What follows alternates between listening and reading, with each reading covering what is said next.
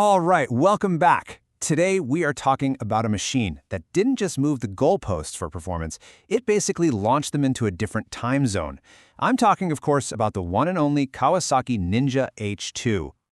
You see, back in 2015, Kawasaki decided to answer a question that, frankly, no one was really asking. But the moment they did, everyone realized they desperately wanted the answer. And their answer?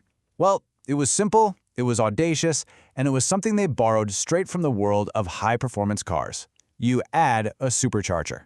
Now look, this wasn't just about cramming more horsepower into a bike. It was about creating a totally different kind of power. And the result of that one single decision? Well, as Top Speed put it, it changed the leader class segment for good.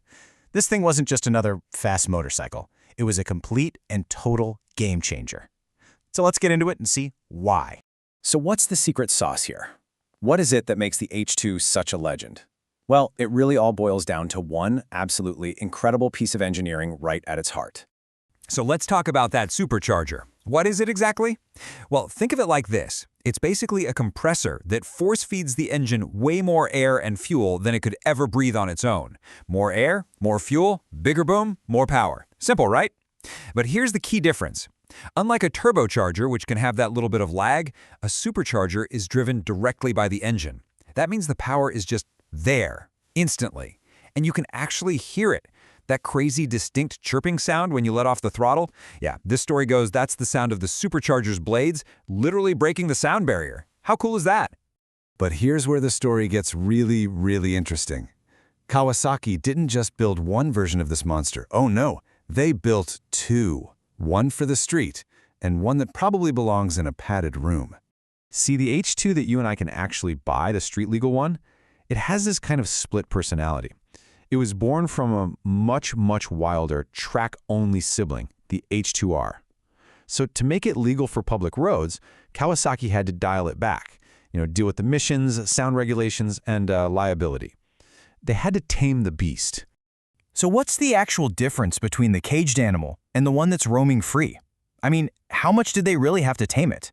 Well, when you put these two side by side, you start to see just how close they are, and yet how worlds apart. And yeah, the numbers here, they really tell the story, don't they? The track-only H2R is lighter, it's astronomically more powerful, and yep, it's double the price. But here's the most fascinating part. The core engine is almost the same. The Street H2 is really only being held back by a few key components, things like different camshafts in the exhaust system. So that brings up a really good question. What's it actually like to live with the street version, to own and ride this thing day to day? Well, it turns out it's a machine of some pretty incredible contrasts. You talk to owners, and they all describe this kind of Jekyll and Hyde experience. They say below, say 4,000 RPM, it's surprisingly docile, almost polite. But, and this is a big but, there's a price to pay for having a monster on a leash. It throws off a ton of heat, which is just miserable in traffic. And that super aggressive riding position? Let's just say it's not exactly built for a comfortable weekend tour. And this quote from an owner, Pushkar Coat, just nails it. He says, "It's quite docile up to 4,000 RPM, post which you feel a momentous thrust that I have experienced on no other superbike till date." I mean, that perfectly captures it, right? It's a lamb right up until the moment you wake up the supercharger, and then it becomes something else entirely. Okay, so we've established the H2 is the tamed version. But remember how we said it was only held back by a few parts? Well, what if you could change those parts? What if you could unlock the real beast that's lurking just under the surface? So let's start with the baseline. Straight from the factory, a street-legal H2 is putting out around 200 horsepower. Now let's be clear, that is already an insane amount of power for a motorcycle. That puts you in a very, very elite club. But for this bike, that's just the starting line. Because the wizards at a place called Brock's Performance decided to see what would happen with just a few simple bolt-on modifications. We're talking about a new exhaust system, reprogramming the bike's computer, that's the ECU reflash, and letting it breathe better with a high-flow air filter. That's it. 3 simple steps. And the result of those 3 little changes? Whoa! Over 274 horsepower at the rear wheel. That's an increase of more than 30%.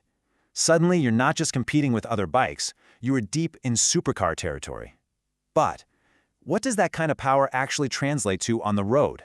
It translates to this: 226.9 miles per hour. Let that sink in for a second. This isn't the crazy expensive track-only H2R. This is a street-legal H2 with a few bolt-on parts. That is the H2's true soul, completely unleashed. Now, a 226-mile-per-hour monster sounds like something impossibly expensive and exclusive, right? Something only collectors can get their hands on. But, it's been about a decade since this bike came out, and the H2 has kind of entered a new phase in its life. What was once a $25,000 technological marvel is now starting to look like an attainable future classic. For all the people who dreamed of owning one of these back in 2015, well, that dream is a lot more accessible today. So let's look at what that means in, real-world dollars and cents.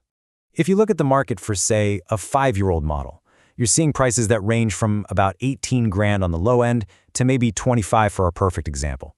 I mean, think about that. Legendary, record-breaking, 226-mile-an-hour capable performance is now genuinely within reach. So when you step back and look at the Ninja H2, what do you see? Is it the ultimate expression of engineering freedom? Or is it just a beautiful, untamable monster? The crazy thing is, it's both. It's this docile street machine that has the heart of a record-breaking hyperbike. So the real question is, what does it truly represent? And I think that's something only the person holding the key can ever really decide.